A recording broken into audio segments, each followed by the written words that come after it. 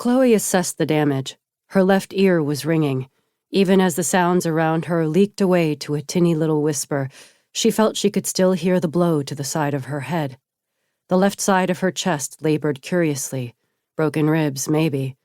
But it was her right hand that troubled her, her immovable fingers, the ballooning numbness in the glove of her suit that she knew would sooner or later give way to a miserable aching. "You're okay.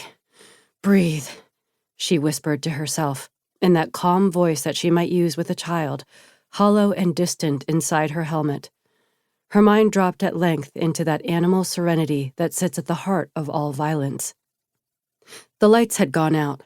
Only a dim glow from far down the corridor bled into the cafeteria.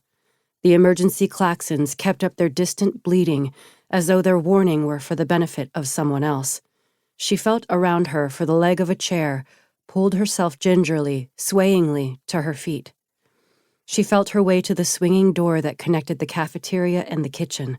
She could feel the door's gentle puffing out against her hand as the air within the kitchen was slowly sucked toward whatever new hull breach the klaxons were announcing. She passed through into the pitch black of the kitchen. The lights had probably shorted out here as well. She wasn't about to check. She groped her way toward a hiding place. Above her, she remembered, hung the magnetized rack of knives. She reached for the rack with her good hand. Her glove passed over the slim blade of a boning knife. She took it up and lurched the last few steps to the edge of the stove. She crouched in the space between the stove and the butcher block, holding the knife out before her like a tiny stinger.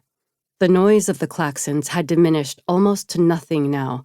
There must be little atmosphere left in this section of the ring, she thought. She did not hear the swinging door of the kitchen as it opened again. Rather, she registered the man's entry only as a faint infiltration of a distant gray light from beyond the kitchen. Then the darkness prevailed again. He had had no reason not to try the light switch. Chloe surmised that the lights were shorted out here, too. She wished that she had taken a position from which she could fight. Crouched on the floor as she was, the best she could do would be to punch out with the knife while he stood above her. She might stick him once before he put a bullet in her head. She heard, or more likely felt through the floor, his slow, stumbling steps into the kitchen, like the staggering of a drunkard. She prepared herself for one last moment. In her awareness, he stood perhaps 2 meters away, perhaps less.